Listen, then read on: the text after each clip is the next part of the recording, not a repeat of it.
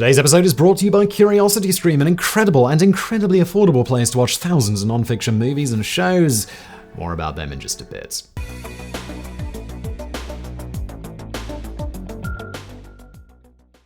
In 1969, Apollo 11 made history after fighting the pull of Earth's gravity, powered by a Saturn V rocket with enough chemical energy to rival a small atomic bomb. Facing challenges like the Van Allen radiation belts and the vacuum of space, Neil Armstrong, Buzz Aldrin, and ultimately 10 others touched down on the surface of the moon and walked its dusty, desolate surface. So would you believe us if we told you that this would never have happened if it wasn't for a German scientist's childhood fascination with science fiction and space travel? This is the story of a controversial German scientist turned NASA director and how his revolutionary rocket technology led us to yearn for the stars. The brilliant and charismatic engineer who refused to ever be acknowledged as a scientist and the originator of the Saturn V rocket, Wernher von Braun.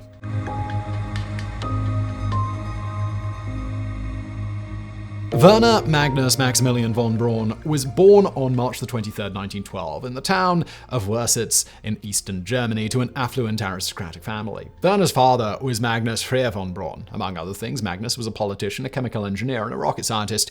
His mother was Emmy von Quistorp, a musician and something of an amateur astronomer. For his confirmation in the Lutheran Church, Werner didn't get a watch or even his first pair of long pants, as a famous quote from the man himself attests. Instead, his mother got him a telescope, thinking it would be the best gift for the young man. It's been suggested that this was the inciting incident that cemented von Braun's love of astronomy. To help him further develop his appetite for amateur astronomy, his mother also gifted him books by science fiction writer H.G. Wells and Jules Verne. He fell in love with the stories and was particularly fascinated with the idea of putting men in space. Werner was not alone in his love of space. While his brother Sigismund von Braun would become a diplomat or an attaché in the German Foreign Service, his other brother Magnus would follow in their father's footsteps to earn a degree in advanced chemistry. He, like Werner, would work on rockets. At the age of 12, Werner showed off his obsession with rockets by building a skyrocket-powered wagon and sending it screaming down an open street, an act that attracted the attention of the local police. Some sources seem to be in conflict as to when the von Braun family moved to Berlin. Some, like Bob Ward, author of Dr. Space, The Life of Wernher von Braun, suggest that the family moved to Brandenburg, Berlin in 1915, while others suggest it was 1920. Whatever the case, it was in 1920 when Werner attended the French gymnasium, something of a high school equivalent.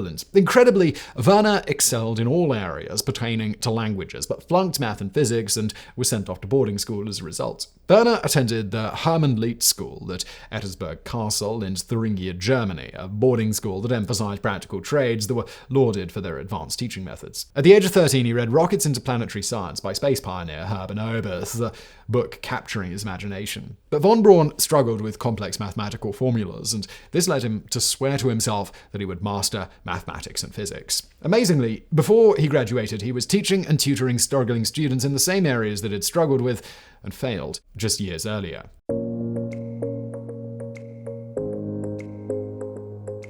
In 1930, Wernher von Braun attended the Charlottenburg Institute of Technology in Berlin and joined the German Rocket Society, which was founded in part by Oberth, von Braun's idol. It was Werner's goal while studying to become Hermann Oberth's understudy. Von Braun's goals would soon be realized, and he would become Oberth's assistant, and together they would build a small rocket engine. In 1932, at the age of 20, Werner received his degree in mechanical engineering. However, the Rocket Society that von Braun and Oberth belonged to ran into financial troubles in the fall of that same year. Oberth would return to his home in Romania, but Werner would continue his research in an abandoned field outside of Berlin using deserted buildings as living quarters and laboratories. But it wasn't until von Braun attended the Institute of Technology in Zurich, Switzerland, that he began to dive into the psychological effects of spaceflight. He conducted strange experiments with mice in a centrifuge, which convinced him that humans could indeed weather the incredible forces required to break Earth's gravity. After this, he returned to Charlottenburg and to his work with the German Rocket Society. While von Braun and his colleagues worked on their rockets,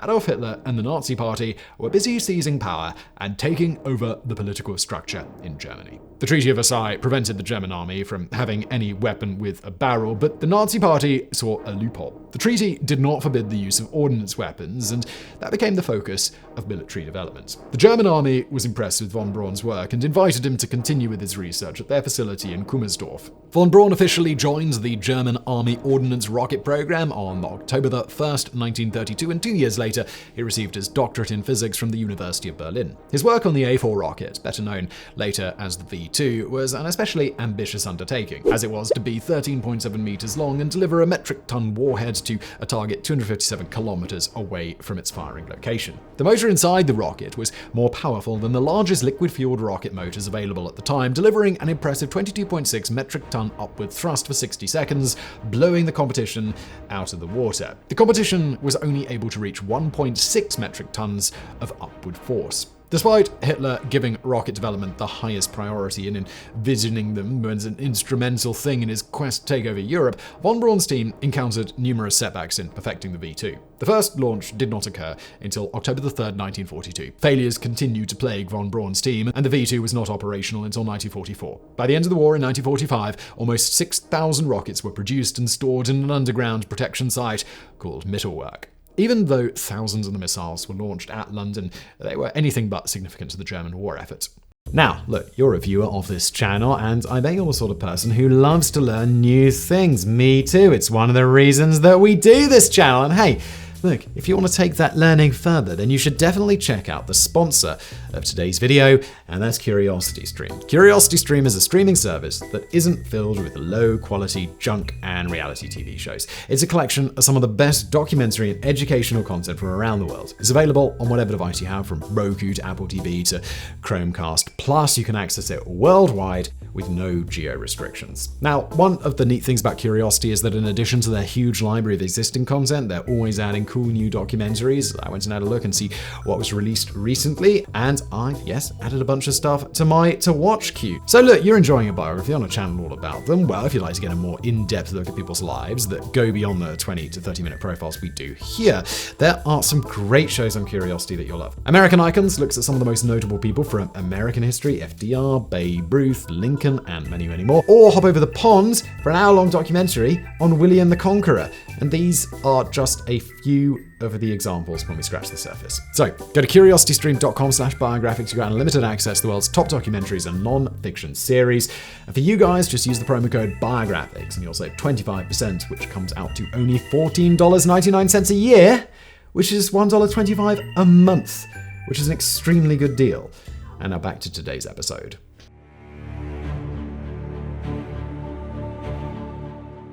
Hitler envisioned von Braun's rockets as a weapon that he could use to force Europe to bend their knees to him. Throughout von Braun's life, he maintained that he had zero interest in developing his rockets as weapons and had always had his sights on putting men in space. But historians aren't so certain of this. A modern interpretation paints him as an opportunistic and single-minded engineer who wasn't nearly as disgusted by the idea of developing weapons as he would have liked us all to believe. The chief reason for this new line of thinking on von Braun's motivations is his work with the United States military before NASA's foundation. According to von Braun, he would have used any facility given to him to conduct his research, and the military were the only ones capable of providing what was needed. Many academics agree on this point, but also highlight the fact that von Braun's associations have never been adequately investigated. Any person finding themselves in a nationalistic regime might want to appear as useful as possible, but how far was von Braun really willing to go? The German Air Force, the Luftwaffe, offered von Braun and his associates 5 million marks to engineer a rocket-powered plane. At the time, 1934 to 1936, this would have been worth somewhere in the ballpark of $1.2 million. In 2022, it'd be more like $19 million. However, the army ultimately won out against the German Air Force. Funding was not an issue for von Braun and his associates from that point onward. This would not be the end of Wernher's involvement with the German Air Force, as he would become a Luftwaffe cadet in 1936 and he would train to be a pilot. In 1937, the German military moved von Braun and his illustrious colleagues to Peenemünde off the Baltic coast on the island of Usedom. The engineering team at this top-secret location spent the majority of their time focused on the weaponization of von Braun's rockets. In fact, Wernher and his fellow engineers were not allowed to discuss the potential for peaceful applications of this technology. His work resulted in the creation of the V2, a 14-meter-tall rocket that sported a range of around 321 kilometers. This was the world's first ballistic missile, and the German army army would set their crosshairs on high-value military targets like Paris and London. The trouble with this is that the guidance system of the V2 was rudimentary at best. Even though 7,000 people, the majority of which were civilians, did perish as a result of the V2's use, it was still not reliable enough to contribute to Germany's war effort on the whole. Despite Peenemunde's ban on the discussion of peaceful applications of this rocket technology, word got around that von Braun was making offhand comments alluding to his real goal of using the rockets for space travel. In 1944, von Braun's comments saw him imprisoned by the German SS. Without von Braun at the head of the Nazi rocket development program, it all but stagnated and stalled Hitler's timeline for the war. However, imprisoning their lead rocket developer was seen as a poor political move, and von Braun was released in May of that year by Albert Speer. Speer thought von Braun could still be of use and used his position as a Nazi official to get the process moving on his release. As the war came to a close, orders at Peenemunde were conflicted. Of the 10 orders given, half wanted von Braun and his associates to be holed up in the compound and fight to the death against any encroaching Allied forces, while the others suggested that von Braun and his team should hide somewhere along with all of the research. Von Braun didn't like either of these possibilities. His colleagues were not soldiers, they weren't even armed, and he feared that the orders were a trap that would end with them and his men being held as hostages. Von Braun suspected that his chances would be better with the enemies of his country, but he had his men vote on the course of action. Fearing that they'd be tortured by the Russians and worrying that the British would be of no help to them, the vote resulted in Wernher and his colleagues deciding to flee and surrender to US troops. Von Braun also suspected that the Americans would take keen interest in his research for the German military. What followed would be a lengthy cross-country expedition. The team used color-coded boxes to organize their convoy. We're not talking about a small band of engineers making a short trek either, but thousands of workers and support personnel in a fleet of automobiles, including cars, trucks, and trains. It would have been impossible to pull off an operation of this magnitude without attracting unwanted attention from the German army, but thanks to Wernher's high rank within the Nazi regime, he was able to deceive the Third Reich and utilize official stationery to give his team and himself counterfeit orders to move all of these people to safety. With the help of these fake orders, they managed to surrender to American forces on May 2, 1945. After the war, von Braun was brought over to the US as part of Operation Paperclip. Von Braun's hope was that America would be the nation most likely to use his research for space exploration. While being interrogated by Allied intelligence officers, von Braun presented them with a report in which he forecasted trips to the moon, as well as orbiting satellites and space stations. The United States recognized the potential for those ideas, and the US Army transferred him and 112 of his scientists and engineers, along with technical rocket data and 100 V2 rockets, to Fort Bliss in Texas. Using seized V2 rockets, von Braun and his team conducted high-altitude tests, marking the start of work on what would become the Hermes 2 rocket. During this time, von Braun was kept under heavy surveillance due to fear of him being captured by Russian or Chinese agents.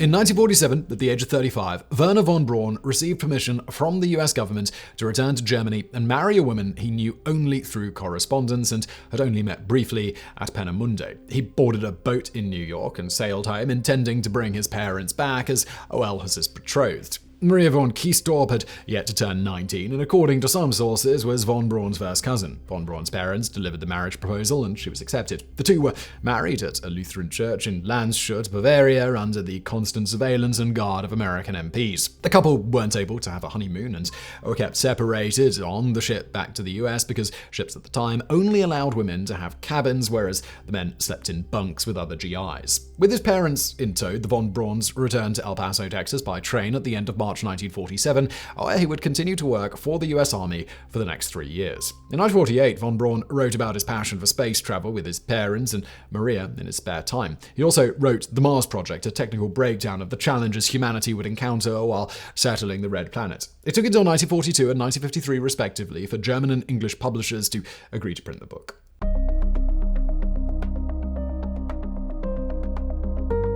Continuing work on the Hermes 2 rocket for the US Army came with plenty of challenges, and after 3 years of work on the project, it was cancelled due to its impracticality. Von Braun was outspokenly critical of the US government's failure to give rocketry a higher priority. If the US had listened to him, perhaps it would have been them instead of the Russians launching the first satellite into orbit. The greatest challenge of the project was developing a guidance system that could achieve a much higher target accuracy. To say that the Hermes 2's first launch was a failure would be an understatement. The Hermes 2 was heavily reliant on the V2 in its first stage. It was nicknamed the Comet or the Ram due to its ramjet design. However, von Braun's team were not experienced with developing ramjets. The V2's flaws included its guidance system, tail, and wing design. When launched on May 29, 1947 from White Sands Proving Ground, the craft ended up careening south towards El Paso, Texas instead of north. This caused the vehicle to land in Mexico, inciting an international incident and forming a crater 50 feet wide and 24 feet deep. The US Army extended its most gracious apologies to the Mexican government, and it would later be revealed that the guidance system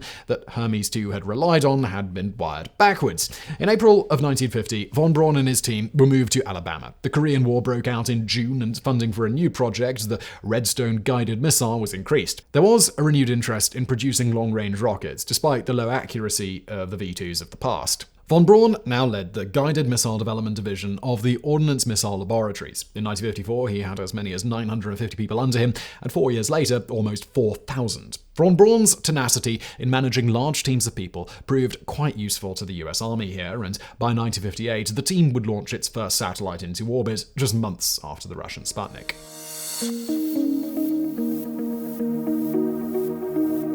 Wernher was a household name in the mid-1950s thanks to a series of articles by Cornelius Ryan, Collier's magazine, and several television shows on Walt Disney's popular Disneyland TV series. The articles and shows allowed von Braun to share his passion for the topic of space travel and ignited America's imagination for what could be possible in the future. Von Braun would serve as technical advisor on 3 space-related programs for Disney.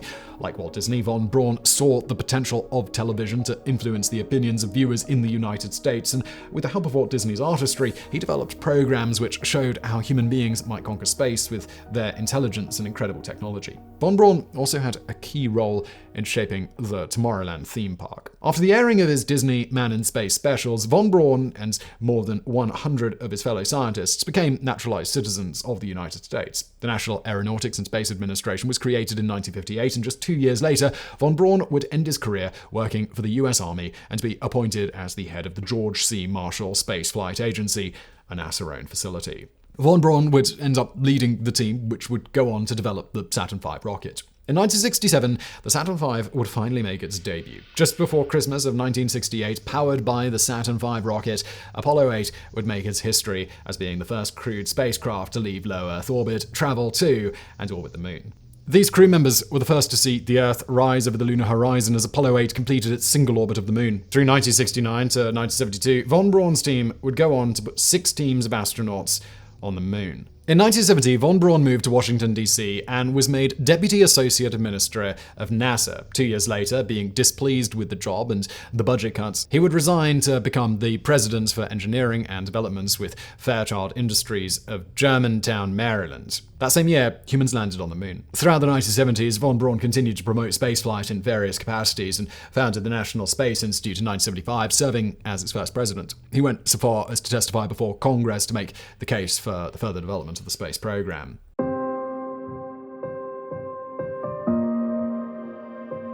Wernher von Braun was presented with the first Robert H. Goddard Memorial Trophy in 1958 and went on to win numerous other awards. In 1959, von Braun received the Distinguished Federal Civilian Service Award, and in 1977, he was awarded the National Medal of Science. Von Braun was diagnosed with kidney cancer in 1973 and underwent surgery to have the kidney removed. Once removed, he resumed his work, but his declining health would force him to retire from the Fairchild Institute by 1976. On June the 16th of 1977, Wernher von Braun died of cancer at a hospital in Alexandria, Virginia. He was 65 years old and was survived by 3 children and his wife Maria. Despite his effective manipulation of television as a means of covering up or erasing his history with the Nazis, and despite American leaders and administrators covering up or ignoring that history entirely, not everyone forgot, and as the years have progressed, von Braun's Nazi past has become a hot topic for debate. In this way, Wernher von Braun's legacy will always be highly polarizing. On one hand, some view him as a Nazi war criminal, an opportunistic and charismatic villain. On the other hand, there are those who argue that if it weren't for von Braun's research into spaceflight, if it weren't for his childhood love of science and fiction, then we might never have been able to obtain the incredible images and data we have today of the surrounding worlds in our solar system. Von Braun would often, somewhat ironically, invoke Columbus, Charles Lindbergh, and the Wright brothers when describing his ambitions, stating that his goals were always geared toward spaceflight, toward putting men on the moon, creating a moon base and landing men on Mars. He famously stated that his V-2 rockets were perfect. They simply landed on the wrong planet. "We wouldn't have treated your atomic scientists as war criminals," he once said, "and I didn't expect to be treated as one." And perhaps both are true. Perhaps human beings are not so simple to put in a box. Perhaps we can be all things, brilliant, generous, and kind, while still being a bloodthirsty monster. It's inarguable that von Braun exploited the horrifying Nazi regime's facilities and political power to achieve his goals, but it's also true that he was one of the most influential rocket engineers of the early 20th century.